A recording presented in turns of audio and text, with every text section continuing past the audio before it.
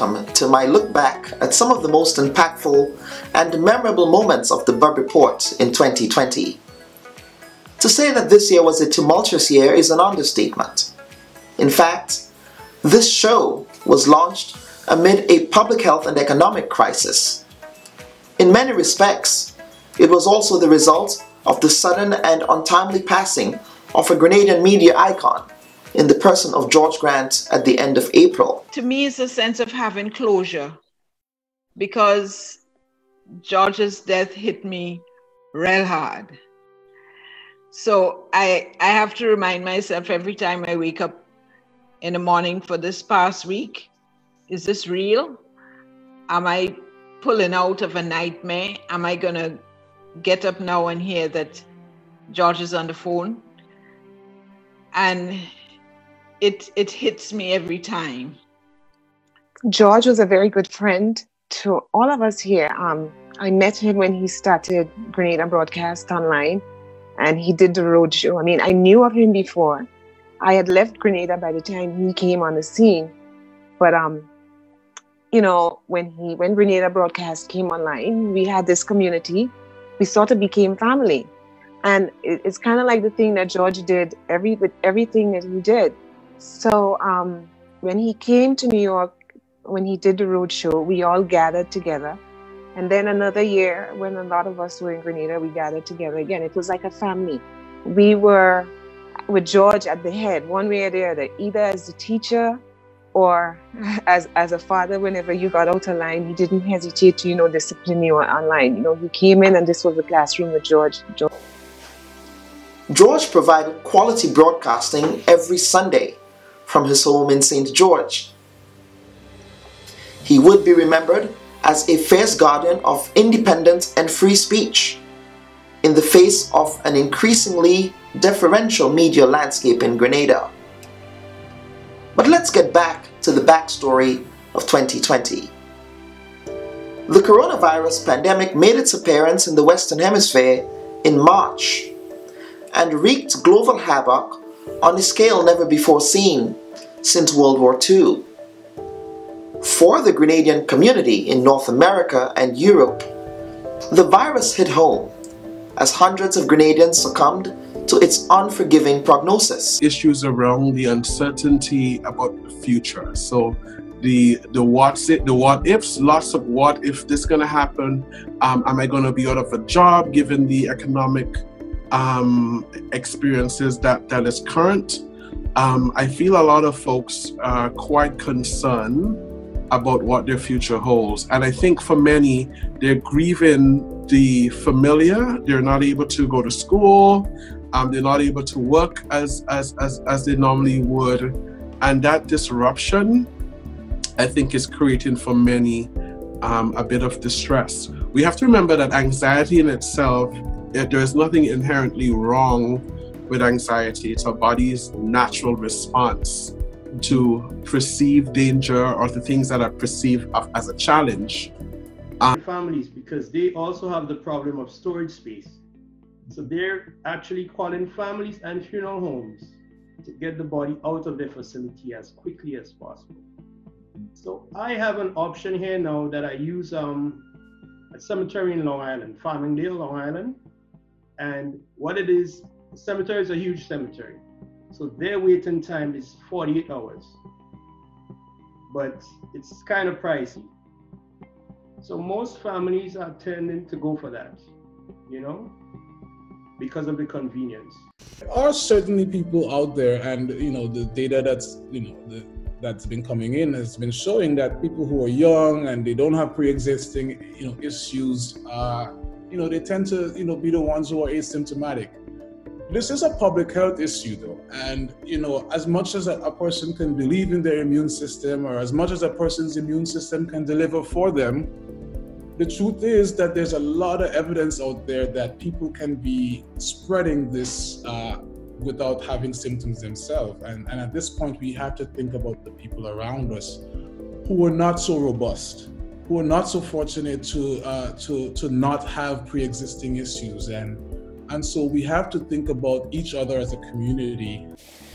In Grenada and in other Caribbean countries, the virus precipitated massive economic downturns and plunged these fragile economies into a deep recession. As nationals, in our whole fight against the COVID, this is a national issue. It affects each and every one of us, from our farmers, our businesses, and our whole economy. So we need to continue to be safe. We ask the government that they need to keep on tough with the regulations. At the same time, we need to ensure that it's done in such a manner that the future will still be bright. So it's not restricting. It's extremely important. And the peace of mind is important. We must demonstrate in a practical and meaningful way to our workers that as employers and leaders of the country, we are serious about their well-being. And it is not just a matter of handing out. It should not have taken us all these years to recognize that we have to create a new Imani program. It should not have taken us all of these years. It is not just a matter of just creating and saying that we have work. It is a matter of having more meaningful and... COVID-19 also invoked a restive and resistant spirit in the population, who led protests against the Public Health Emergency Act, protests against police for the handling of the infamous Fort Judy altercation, protests against the government's decision to cancel the 2020 carnival. And as if 2020 couldn't get any worse, police violence reared its ugly head with the murder of George Floyd that ignited massive global protests against institutionalized racism. Not somebody that reads newspapers every day. I'm not somebody that is on the front line every day. But now that I'm aware and I'm reading and I'm researching and really seeing what's happening, Susan Bogle needs justice. How is it that the police, the military, the JDF, there's no consequences being held? This is not a wagonist approach. This is about, let us start about what's happening here in our own country, Jamaica. This is it. Yes, what happened to George Floyd is wrong. Yes, we see the global protests, but what is happening here? We need to weed out the bad cops. What about the man who died in prison, 30, 40 years in prison with no trial? No trial? That is what this is about. We are wagonists because we're jumping on enough is enough. What is happening? What is happening? I'm tired of it. The racism in the newspapers this week has me outraged.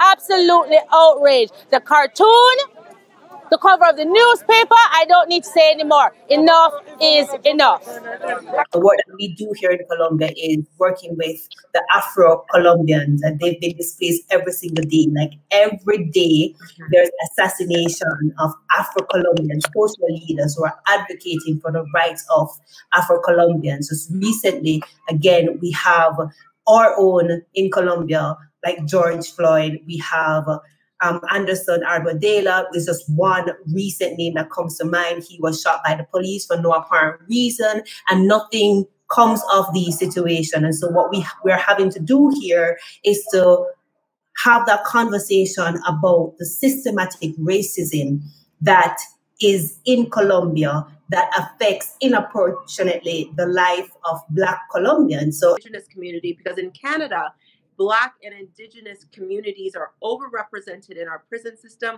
We have lower health outcomes. Our education system continues to disproportionately do ill by our children. And that is something that I hope, as we're creating this awareness around George Floyd's murder, we don't just look at policing. We look at every single system that has a racist, negative impact on our people, starting from our education system, going all the way up and including policing as well. Discussion. And there's a great appetite around the world for a coming together of an international African diaspora to bring these issues to the fore in a way that is a significant difference from the individual struggle we faced in our respective countries trying to tackle it. It is when we come together, as Malcolm X always told us, it is when we bring these issues of racism onto the United Nations human rights agenda that we begin to make a real difference. But Mr. Jasper, I don't mean to cut you. I mean, if you look at the power structure of the United Nations, we talk about the United Nations, but really and truly, you bring these resolutions, a lot of these resolutions gets vetoed by the United Nations Security Council, of which the vast majority of countries do not have control. Well, we look at the experience of the struggle against the apartheid in South Africa. We faced very similar problems there, where motions were vetoed. But it wasn't the structural blockage of the United Nations that finally freed South Africa. It was the global movement of people against the anti-apartheid struggle that gave life to the international agenda that finally made them take the right decision. So I accept there could be structural and political blockages by these people, but the extent to which we can all march simultaneously in our countries of origin, bringing that global presence and that pressure, and the Black Lives Matter movement has shown that. I've seen more white people taking a positive anti-racist stand, holding up signs saying white silence is complicity, than I've seen in my entire lifetime. So, well, the mayor said it well, and I believe the next steps would be the internationalization and keeping the global pressure at all levels. I have noticed that the Barbadian government, the Prime Minister, stated that in the next sitting of Parliament, that the issue of Black Lives Matter would be discussed and debated in the Parliament of Barbados. That is what I think other countries should be doing. So our leaders need to do more. Our Black leaders need to do more. And so that if Barbados is taking the lead to discuss that issue in its Parliament, other CARICOM countries should be doing it. Ghana has taken a very forceful position too with regards to this Black Lives Matter and the death of George Floyd. The president has issued, one of the first leaders to issue a statement against it was the Ghanaian president. So that if we have other Black leaders, prime ministers, presidents from the Caribbean, from Africa, from anywhere else, tabling that issue in the Parliament, and as the mayor pointed out, let us keep the global pressure. Since losing that seat, what have you been up to? Now, Mr. Attorney General, this particular provision sounds unconstitutional, but why were there not consultations before moving forward with the proposals? Did they say what will happen when you guys get to St. Vincent? Because there are pressing socio-economic issues that I would want to address with you. In the hyper-information age of social media, the Bubb Report knows there is more to the story. We have questions and demand answers.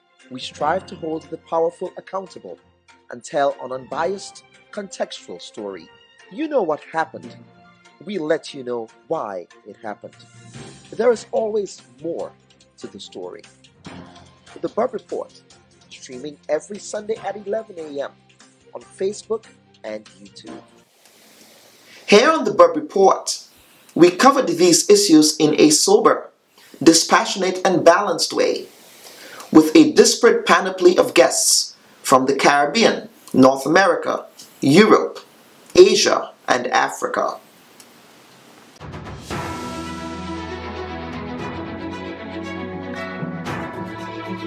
A pleasant good morning to one and all. A pleasant good morning to everyone, and welcome to another Sunday edition of the Bubb Report. I am your host, Kellan Bubb, and welcome. You are, in essence, what some might say is a turncoat. Well, thank you for that. It seems to me as though you're asking and answering the question at the same time, but I hope you give me a chance to answer. Don't be so sensitive, AG. I use the word schooling, you don't know my context, as a former history teacher. The schooling I speak of, or I spoke of when we had that conversation, was to understand the context historically. So it's not a legal schooling. I know you're sensitive to people schooling you on the law, but I think I can trump you when it comes to the history of Grenada. And the colleague, MP in St. Patrick West, the Honorable Anthony Boson, in what might have been viewed as a dress down to some of his constituents in Parliament, he reprimanded our revelers by calling them demons because of their jab defiance. I believe it was last week. Do you agree with such sentiments, Minister? Because people in your own constituency also defied COVID rules. Do you think that kind of rhetoric is helpful? Well, I cannot speak for Minister Boson. Made a personal statement. That was not a government statement. He stood up there as the MP and expressed his view. Now, do you agree with that view? That's the question. No, I don't have to agree or disagree with somebody's view. I respect everybody's view. Views are what they are. Your personal views. I stand up and I spoke in Parliament, you know. I did not say that. And you had a lot of jab in Latin. Mr. Thomas, what did Mr. You're laughing, but I mean, this is... Yes, I am. Yeah, but no, because the irony of... Tell about the irony of the thing is that I've listened to Dr. Mitchell, and in the same breath, in the same presentation, he said that he's not hearing, nobody's seen the NDC. However, he said that all we are doing is coming out and criticize. I don't know how we got that information. In regards to we coming out and criticize, it means that he's hearing us and he's listening. Leadership role. So what you're saying is that this resignation was expected? Because you said she was keeping you guys in the loop as to what was going on. Well, from the time she made the observation, she was keeping us in the loop. That is where the jobs will be created. When the jobs are being created, then people have disposable income. As people have disposable income, they will spend more in the economy. As they spend more... But Mr. Joseph, those are short-term jobs. Construction jobs are short-term jobs, no? What are we talking about? Now, Mr. Clement, let's get it off the bat. Would it be fair to say that you abdicated your responsibility by not showing up in Parliament on Friday? Because it's only when those rights and those institutions are eroded, then what we have a creeping dictatorship. And when these occur, any other political entity or party will be at a huge disadvantage. To the terms of the agreement, and I specifically said, Minister David, that we are not aware of the terms of the agreement. But then how can you say that the terms are not favorable? But then how can you say the terms are not favorable? You don't know the terms. Helen, if I may just respond quickly to this. I'm happy to know that the minister has now redirected his phrase and said that Stephen Fletcher says that the Caribbean must not deal with glitz and glamour. Thank you very much, Minister David. We'll end on that note. All right? We'll end on that note. Thank you. Now, the report was released 2 years ago, Mr. Robert. Why did it take your party so long to essentially make a pronouncement on that report? Are you now seeing this report? Not at all. On the contrary, I want to start by thanking you for inviting me to come on. I'm concerned with respect to unreasonable enforcement of the mask ordinance. Do you think that has been sort of over-policed, would you say? You see this, Mr. Buck? Do you see this question? I suspect this morning you are about to tell me at some point in time that we are not going far enough and that we need to do more. That is not my job. My job is to call balls and strikes. And we need to do more. Somebody is going to say it this morning. You will see some text coming up on your screen where they're going to say... Attorney General, let's get to the point here. The point is, how are we ensuring that there is proper enforcement? Because what we've observed, we have witnessed certain breaches of the COVID-19 protocol by returning nationals that put the Grenadian local population at risk. Too many armchair speculators out there criticizing about corruption, and they will do nothing. Okay. All right, let's not get into this nonsense about corruption. What do you know about corruption? Okay, bring your facts. Let us bring your facts about corruption. That's what the information is. It's not me saying it. You invest nothing here. You invest nothing in Grenada, but you run your mouth. Minister, we could do it, stop nonsense about corruption. Okay. All right. What have you done for Grenada? Minister Boson? What have you done for Grenada? Minister Boson. I have to go because I can't take this nonsense from this kind of guys who don't live in Grenada. They don't contribute to Grenada, but run their mouth about corruption and who don't corrupt. Come and invest, change the narrative in Grenada. If you look at the draft bill replicates almost all of the provisions of the regulations. No, Mr. Attorney General, I'm sorry, I don't think that's accurate. Now let's get to replicates almost all. Almost all. So let's get to some of the specific measures that it is not replicating, right? Thank you, Mr. And let us begin in miscellaneous part 5 in section 24, and I will quote now. It says that it shall be the duty of every police officer to enforce, in parentheses, using reasonable force if necessary, close parentheses, compliance with this act and with any order, instruction, or condition lawfully made, given or imposed by any officer or other person under the authority of this Act. And for such purpose, any police officer may enter any premises without a warrant, unquote. Now, Mr. Attorney General, this particular provision sounds unconstitutional. I think the permission for a warrant Hold on, Mr. Bubb. be granted by a magistrate's court. Hold on, Mr. Bubb. Yes. You started this line of conversation, and I'm smiling with you. Yes. To say that you were going to read me a provision which was not identical or almost identical to what was in the reg. Yes. Then you went on to read it and then said it's unconstitutional. So let me answer both of them. Sure. Which you agree. Absolutely. First of all, if you look at the regulations, Mr. Bob, you will see that those exact words in a section in the regulation. You know, we love old talk, we love gossip, we love brango, we love all them kind of things in the Caribbean. And my thing is that because the stories of my first stories, like Tante the Oval, Sugar George, Rivet and the Kite, those were written in 1975. That's what we're talking about.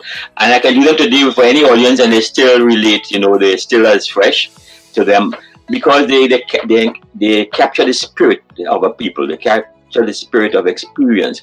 I just want to play my guitar. And I'm saying this now, and I know people looking at it, and I mean this from the bottom of my heart. If I cannot play music, I don't know how I'm going to live. I don't know how I'll make it, you know what I mean? Because music, to me, music is food for my soul. And if I ain't got no soul, I don't want to be here, you know? If I cannot be viable musically, you know, in some way or the other, my life is not for me. A life, I would say, to development of young people, development of PAN, the disciplining of young people. I remember, Cecilia, you probably will remember that because I was, Pick and I used to journey to the Stephen Association meetings and in the museum. I remember when we had to fight to get PAN to be respected on the road. Because when you hear the PAN used to be on the road, these DJs was to be jamming and playing the music loud. And we had to fight for it, and eventually bands had to, DJs had to stop when the bands show up, and they had to stop to allow the PAN music to play. And so Peck fight for it, and everything was all about the PAN, the culture. And I mean, so I think we have to find a way, and the conversation starts today, and it should not continue. We should not allow it to Peck's name to go down like that. Cordell, what do you think? How would Dimension be thinking about honoring your late band leader and arranger? Well, I spoke to Swallow a couple of days ago, and we were thinking about painting over the whole front of the pan house and actually putting his picture at the front of the pan house, right? But one thing I have to say, Mr. Edwards really wanted people to appreciate PAN, right? And wanted to bring PAN on a different level when it comes to Grenada, right? So I would like for all the leaders, right, to come together, right, and actually start to teach the PAN players how to read music and everything like that. Help us grow, because we are not just PAN players. We are actually musicians. The whole PAN in school and the young people, and we have so many young people playing PAN. And it is again tech vision and tech policy to make sure that bands can sustain themselves through development of young people. So you notice that bands, one of the two things I would like to see to make sure that tech legacy continues. Like I say, his legacy is already safe with people like Cordell and Blaze and all these people who can do the job. Maybe not as good as him, but getting there, right? In terms of, I just lose my thoughts for a moment. But the panorama, the national panorama, I would fight to make sure that that national panorama is named David Peck Edwards National Panorama. And also the PAN in School program. We have to make sure that whatever PAN in School program the government has, that they name that program after David Peck so that his name would live on for years and years and years and years.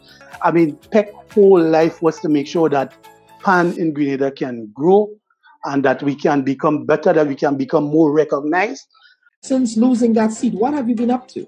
Now, Mr. Attorney General, this particular provision sounds unconstitutional. But why were there not consultations before moving forward with the proposals? Did they say what will happen when you guys get to St. Vincent? Because there are pressing socio-economic issues that I would want to address with you. In the hyper-information age of social media, the Bubb Report knows there is more to the story. We have questions and demand answers. We strive to hold the powerful accountable and tell an unbiased, contextual story. You know what happened. We let you know why it happened. There is always more to the story. The Bubb Report, streaming every Sunday at 11 a.m. on Facebook and YouTube.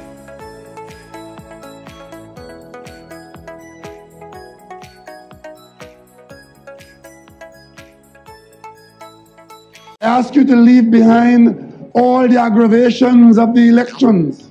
Leave that baggage behind.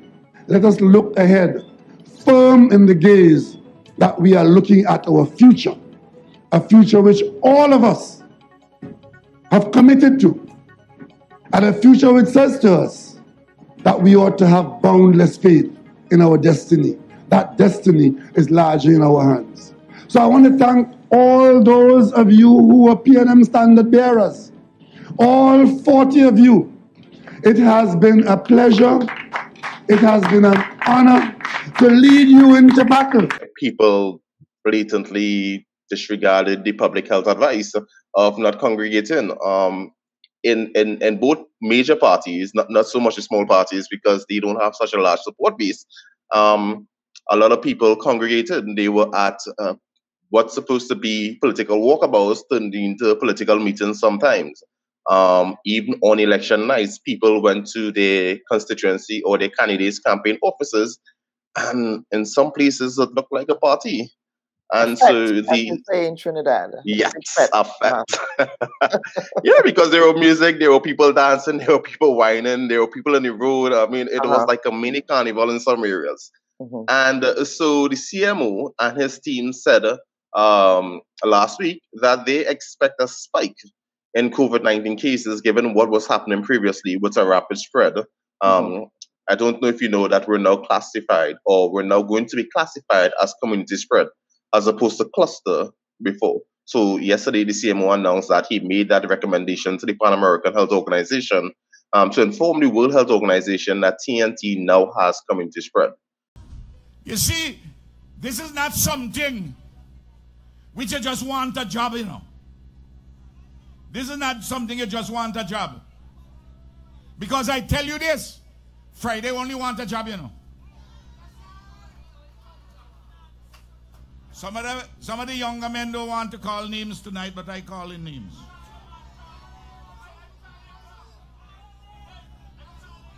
I have earned the right to call names. This year is 50 years that I'm a political activist. 50 years.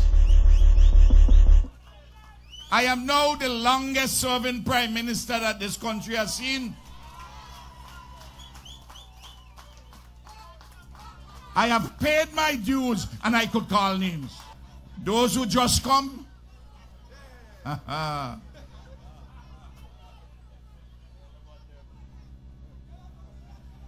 Friday is a man, is like a fella who betting on a horse race. You know, when you're gambling on horse racing, you have a each way bet. You bet on one horse and you bet on a second horse because you ain't sure which one going to come first.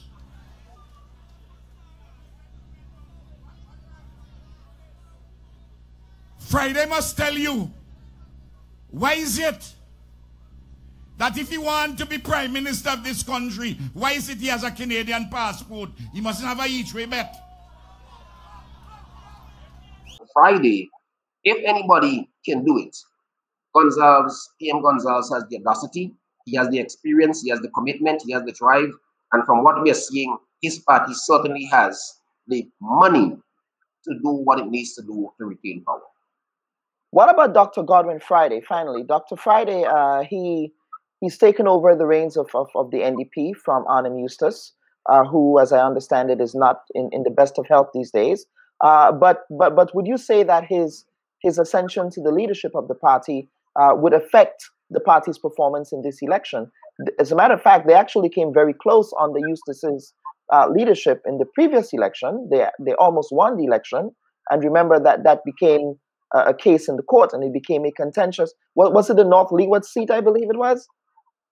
Well, there were actually 2 seats. There was a North Windward seat and the Central Leeward seat. North Windward and Central Leeward. Yeah. So would you say that he would have solidified the organizational capacity of the NDP to actually win this election? Well, when I have said that the elections are too close to call. And my friends in the governing Unity Labour Party who are talking about 11, 12, 13 or as much as 14 seats, saying that I am biased, that I am showing an opposition gate. This is not the case at all. I'm just trying to look at the reality on the ground. As you said, that Dr. Godwin Friday emerged as a leader in 2016. He has had to beat off the challenge from longtime parliamentarian Sinclair Leacock, and there was some instability there because Leacock was not pleased with the way things turned out, and he said certain things that the party had to try to repair. I can tell you this though, my friend. St. Vincent is anti-colonial. St. Vincent or post-colonial St. Vincent is not post-colonial. One of the difficulties the former opposition leader, Arnhem Eustace, had is that he had the complexion like both of us. As you would see, Godwin Friday is of a lighter hue. So it's an intangible, but on the issue of likability, it may well be that people may be willing to pull the trigger, to pull the voting lever for a Godwin Friday. See, the bottom line is, I know you like me, and this room is a love fest, I know that, but you have no choice but to vote for me because your 401ks, down the tubes, everything's going to be down the tubes. That. In times as challenging as these, I believe there's only one way forward. As a united America, united in our pursuit of a more perfect union, united in our dreams of a better future for us and for our children, united in our determination to make the coming years bright. Are you ready? I believe we are.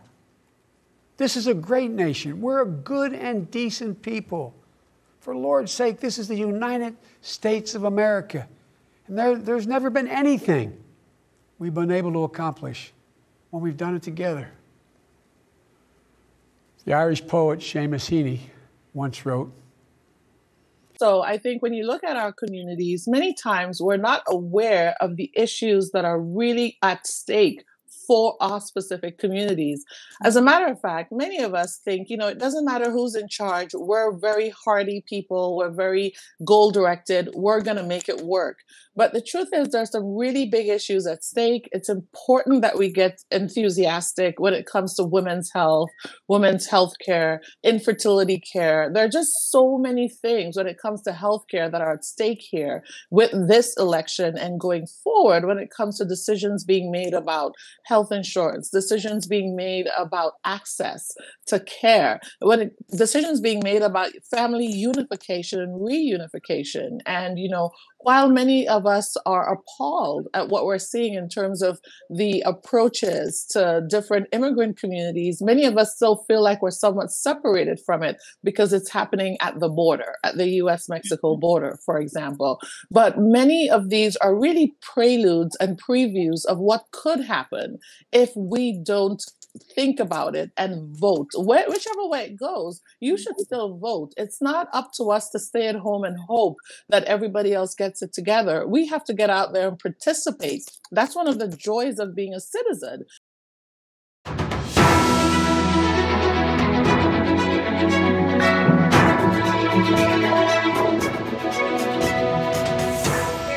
lab suggest actually hosts 3 different turtle species. Leatherbacks will nest there, hawksbills nest there, and then the bay itself is a foraging ground for our green sea turtles. All these turtles are on the ICUN red list, so it means they're either endangered or critically endangered statuses. So yeah, with the removal of the mangroves, it means the hawksbills no longer have a nesting spot. The mangrove area to provide shade for their nests. Otherwise, if they're exposed to the sun, they basically just bake. And if they can't find that spot, they leave, which we've seen already this season. Okay, and as I understand it, Grenada is also a major destination, if you will, a major nesting site for turtles. Can you speak to that? Sure. So Grenada is the second largest nesting site for leatherback turtles in the Caribbean region, which is La Vera Beach. But they do nest on other beaches around the island, just not in such big numbers. We see between 600 and 1,200 nests every year. And that's just on La Vera Beach. That's not including our additional beaches. We Okay. also nesting all year round here in Grenada, usually in small bays and on the offshore islands. Lorna Dale, as an archaeologist, you also raised some concerns. You in fact suggested that the Las Ages area is an archaeological site. That is something that is new to me. As someone who's from St. David, I never knew that. Right? So can you shed some light with respect to the archaeological finds that are currently at Las Ages? Good morning, everyone. Good morning to the Grenadian public and everyone who's listening. And thank you, Kellen, for having me on the program. And yes, Las Ages is an archaeological site. But before I go into the site, I just want to give some context as to why archaeology and the archaeological data that are on the various sites that are being used for construction or foreign direct investments, right? Grenada in itself has 87 archaeological sites, and all of which are vulnerable for a number of reasons, not just development. We have environmental issues in terms of our location. We have hurricane season. We have high rise in tides. And in Grenada, the wetlands and the archaeological sites are all on the seashore, right? And that seems to be what the developmenters want, to be close to the beach, right? But there's historical and cultural significance to those sites for us as Grenadians and for future generations, right? In the context of the Las Ages site, a number of archaeological data has been collected from my colleague. He would have done some auger testing there, and we would have had some, which is at the museum right now, some pottery and shed, which indicates that it has been inhabited for quite a number of time. But without the best practices, when we don't have archaeologists or specialists in the various fields, when there is development taking place on any construction site, for that matter, in Grenada, I could bring it in a broader sense. So if you're going to build a house, you should have an archaeologist come and test the soil. You should have us come and see what's going on deep in the landscape, because it's not something that you can see from the surface. It's something that you have to go into the crust, so that you can determine, okay, this is an archaeological site or this is a historic site, right? And I think that in the future, since that did not occur on Las Ages site, in the future that we need to have all the experts, all the engineers and everyone who are the specialists in the field so they can do their job. And then if the best practices are followed, we will not end up in the position that we are in today. Because heritage tourism, which is what the developer is boosting, tourism is going to create a number of jobs for us as Grenadians, and they're planning to do a number of things for the community. That is great. But heritage tourism is also another avenue if we do the best practices in terms of the archaeological aspect. Something can be developed in each of the sites that concern heritage or archaeology, because it is part of our cultural, like I say, the socio-economic aspect of it, the social and cultural aspect of it, can be developed and be incorporated into the packages that were sold to people of foreign who wanted foreignly, I guess, invest in Grenada for whatever purpose, the foreign direct investments. Yeah. Our major effort today is to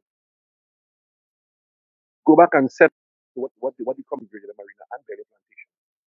And that is a land that was gifted by Mount to the community by LCD deceased. Right?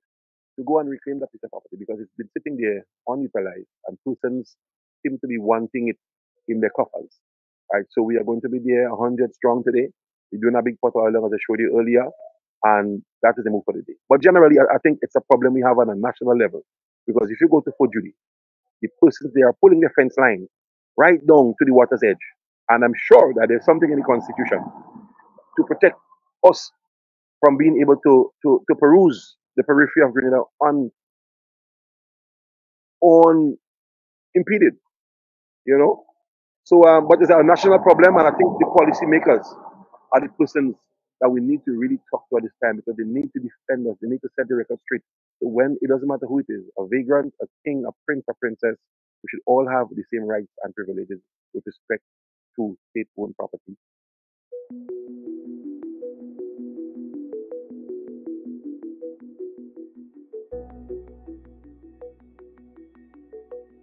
The day and so on, but most important are the numbers. We have to be very cautious in terms of the debt. We have to ensure that expenditures are efficient and effective, and we have to manage the debt properly. But it is important, Kellon, to have spending power, and the government is in that critical position to ensure that once the workers' salaries are increased, there will be more spending power, which will be the multiplying effect, as you will know, and the economists who know better than me, is extremely important for economic activities. And it's just important to me to see that the money is, in terms of tourism, is used in an appropriate manner, because it's going to be a long haul back for tourism, to get back to the levels it was at prior to the pandemic. At the same time, I think it's very important. One of the things that's concerning me presently is a sense of that we have to rewrite the book, reinvent the wheel, when in fact, when you look at the sector prior to COVID-19, we were in a very healthy state and there has been continual growth in tourism. Is how do we use this money wisely to create more value for the farmers? So, for example, the farmers would say to you, that, for example, I was speaking to a farmer yesterday, and he said, look, we're doing all this the bushing by the road, but look at, we have so much vines on the cocoa trees and so much vines in our lands. If we clean it up, we can able to improve our food security. We're not saying that what is happening on the road is not important, but this is the sort of discussion that farmers are having. We look at the fisher folks. I hardly hear anything really in the budget about fisher folks. For example, in St. Mark's, for example, we don't have a jetty in St. Mark's. You have 3 fish markets there. So those things, and this is not things that I am saying. This is what the farmers are saying, the fisher folks are saying. This has been a very useful discussion as usual. But I've consistently said Grenada does not suffer from a lack of ideas. I want to repeat, Grenada does not suffer from a lack of ideas. What we suffer from is that lack of implementation.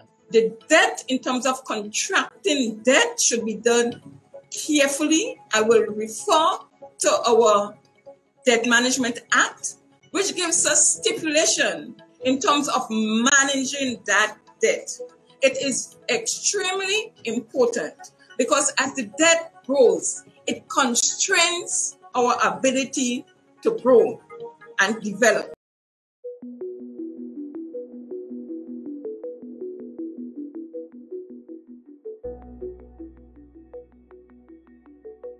If you read the Constitution, Section 35, it speaks about qualifications. If you read the RPA, it speaks about the card. In other countries, using Trinidad as an example, one has to present their voter's card in order to be able to vote. There seems to be some confusion. The past supervisor of elections was actually stating that you don't need your card. And I think even on that particular program, when the representative from the PEO was asked the question, and I was looking at the program, he alluded to that the card is not necessarily needed. And here's where the confusion takes place, and maybe Mr. Bristol can come in. When the law says that once your name is on the list, unless you're disqualified to be an elector or voter, then your name remains on the list. So I think there is some confusion with what the law says and some of the amendments that were made. Of course, that is also the law. But the past supervisor of elections is alluding, whether he actually stated that you don't need your card. And then, of course, once you're registered to vote, then you have a right to vote. That's according to our interpretation and understanding of the Constitution. So the question still lies, is the card needed?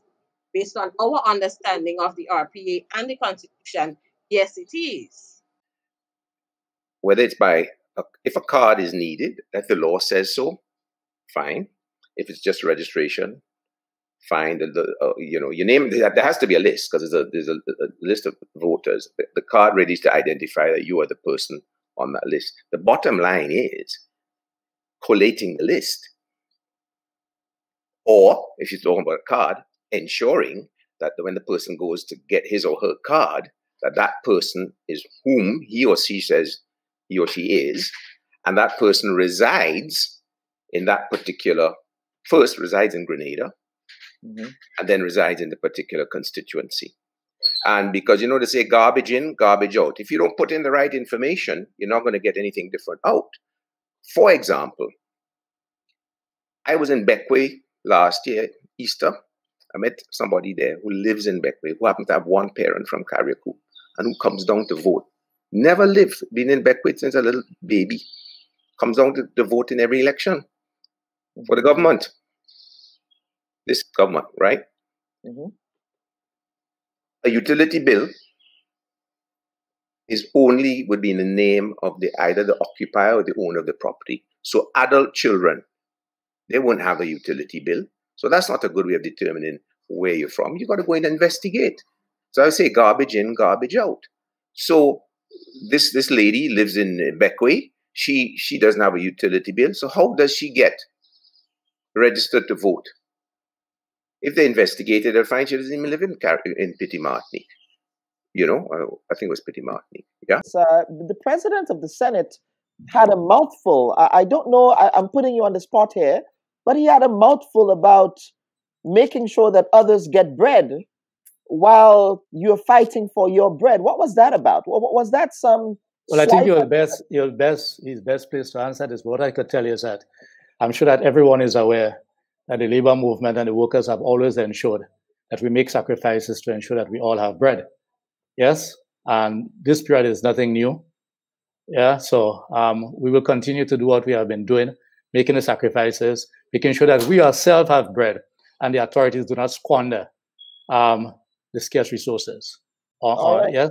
Okay, but let me give you a chance to wrap up, sir. Sure, thank you very much, Carol. Yeah. I want to identify with what Ruggles have said and Mr. Rapporteur, and just permit me to just, in relation to the airport authorities, I just spoke to a health and safety officer and confirmed what I have said. However, there were a few months ago, we had concerns about workers being possibly exposed and been traveling on the same transport. And I'm making this point so that all workplaces, all individuals can learn from this. If there is any case that any one of us have any bit of concern as to whether or not we may have been exposed to some possible contamination, for want of a better word, we should avoid at all costs public transportation. We should avoid at all costs exposing ourselves to others. So in cases like these, it is better to make contact with the Ministry of Health to be advised as to how to transport yourself from your workplace or to your home. And in the case of a workplace, the employer will have that responsibility, added responsibility, to ensure that that happens properly. Secondly, we had also written to the airport authority asking them for a copy of their workplace protocol. The fact that they are at the gateway, one of the gateways to Grenada, we are yet to receive that protocol. And this is of concern to us. Thirdly, if I may say, it is also important, Kelon, in my view, that the people that were allowed, and I'm saying allowed to leave Sandals, first and foremost, in a smallest sense, immediately Sandals must be held responsible first and foremost. Because if they were aware, as they ought to be aware, that there were concerns about these people awaiting the results of tests, they have a responsibility to ensure that they are kept within the compound. Secondly, at the outer ring now, the state, the Ministry of Health, and the other authorities have a responsibility to have ensured that even if Sandals also were to fall down on their responsibility, they ought not to have been allowed to get out of the country. Because also important on this, the question that you ask about responsibility, whether or not it's criminal responsibility from the company or the individual. What if, for instance, at the end of the day, the investigation that is being carried out shows that one out of the people who left deliberately or willfully or negligently, knowingly contributed to the exposure of our workers? It therefore means that they are not here to face whatever penalties that our locals may have been exposed to for breaking the protocol. So this has serious implications. Plus, it speaks to the aspect of trust. It speaks to that aspect of our people having confidence in the system. And therefore, this call is made to all of us, but in particular, those who have that specific responsibility to enforce the protocol and to ensure they do what is right. I cannot end, Kalon, without expressing my thoughts and concerns and that of the labor movement with all the people who have been impacted by COVID, and in particular the workers at Sandals in this recent Sandals cluster spread. In particular, our friends, families, and relatives of the village that have been identified in St. Andrew. In particular, the people who have been exposed and identified from the school in St. Andrew. Our thoughts are with you. We ask people not to discriminate against them. We ask, let us all show our love and our support and understanding for them in this particular period. And to call upon all of us to follow the protocol. Because at the end of the day, there are serious challenges that we are confronted with. There are people who will be impacted more than others, apart from the health issue, the issue of our economics, the issue of our ability to survive and to be exposed to the health system that we have had concerns about even before COVID. We need to be extremely careful and not to put our frontline workers and all workers at further risk. I want to wish everyone all the very best for the seasons, and let us do all to ensure that our health, safety, well-being, and economics are adequately looked after within the context of COVID. The famous French philosopher and journalist Denis Diderot once opined, quote, that all things must be examined, debated and investigated without exception and without regard to anyone's feelings, unquote. And finally, let me take this opportunity to thank our viewers and listeners and wish all of you the best for a more optimistic 2021, to the extent that this may be possible.